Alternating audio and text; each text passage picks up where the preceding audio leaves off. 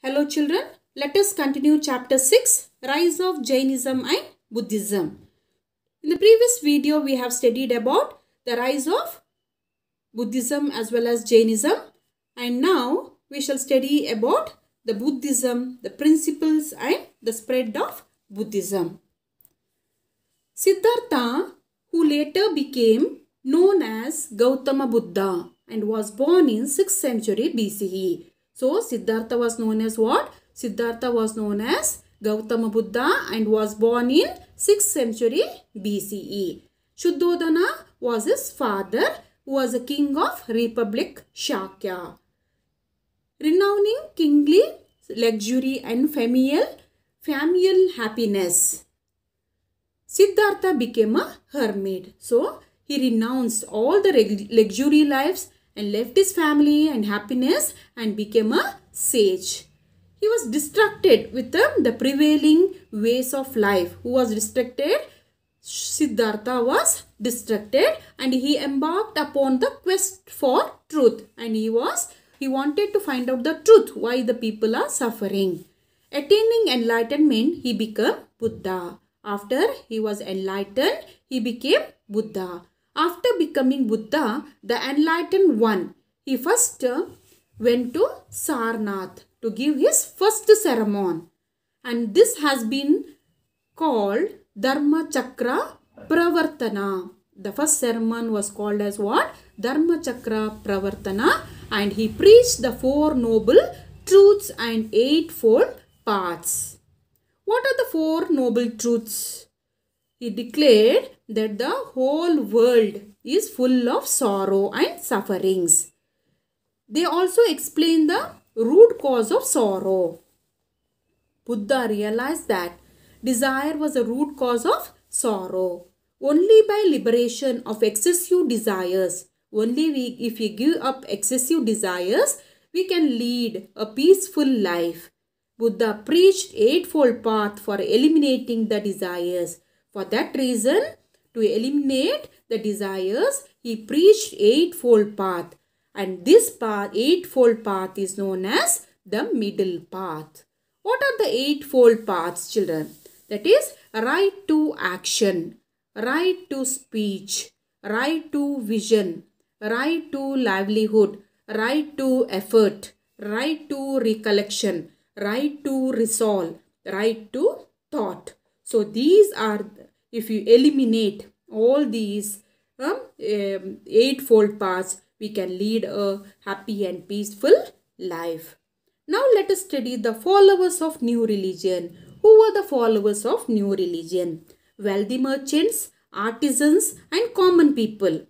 Who are the followers? Wealthy merchants, artisans and common people were inspired the new teachings of Buddha.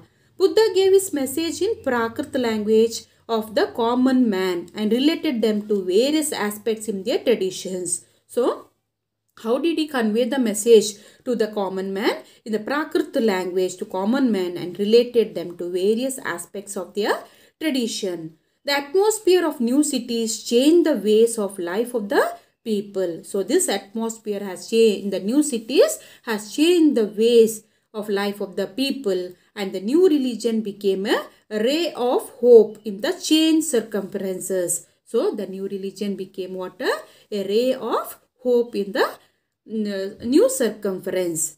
Buddhism especially took a new role in of transferring the lives of the people. Buddha and his followers visited Kosala, Magadha and many cities from the Gangetic plain and spread his messages there. So why Buddha and his followers visited to different places or cities? In order to spread the messages. So which cities they had visited? Kosala, Magadha and other cities of Gangetic plain. They walked from one city to another and devoted their lives for others. They walked from one city to another and they sacrificed their life for others. In 80th year, Buddha's glorious life of selfless service came to an end at Kushinagar. So, at the 80th year, his selfless service came to an end. This has been called Mahaparinirvana. So this was called as what? A Mahaparinirvana. Viharas were constructed in all the areas in which Buddha wandered. Wherever Buddha had visited, there were viharas were constructed. And people preserved his relics and bones in Chaitalayas. Why people preserved his relics and bones in Chaitalayas and stupas? In the memory of his accomplishments, and started worshipping him. In order to remember him, his preachings, they started worshipping him. This is how the first temples, idols and worship were began. After Buddha's death, his followers collected his teachings and tradition in the form of three Pitakas. These are Vinaya, Dhamma and Abhidhamma Pitakas. So, after Buddha's death, the followers collected the teachings and traditions in the form of three Pitakas, and these were called as Vinaya, Dhamma and Abhidhamma Pitakas. And over a period of time, disagreements developed in the teachings and different branches of Buddhism sprang up. So, there were different disagreements started. Thus, Hinayana, Mahayana and Vajrayana and their sutras came into being. Today, we see many organizations across the globe adopting different ways of realizing Buddha. Now, at the last part, we shall study about the foreign invasions. During this period, during Buddhism, there sprang up new city-states in Greece. Ancient Persia had grown into a powerful empire, and these two areas engaged in continual conflicts. And these two areas, what happened? They had conflicts, fights. The Achaemenians were one group who ruled the Persia. In 6th century BCE, King Darius of this dynasty established a strong empire. His kingdom extended up to the Indian border during his time. And in 4th century BCE, the Macedonian king Alexander won over the Greek city-states and captured Persia. Who was the Macedonian king here? The Alexander the Great. He was captured Greek city-states and captured Persia. Thus, even the part of Persian kingdom which had spread up to the Indian border came under the control of Alexander. So, even the part of Persian kingdom had spread up to Indian border was under the control of whom? The Macedonian king Alexander. After overpowering Persia, Alexander entered India through the passes in Kandar and Hindu Kush mountain.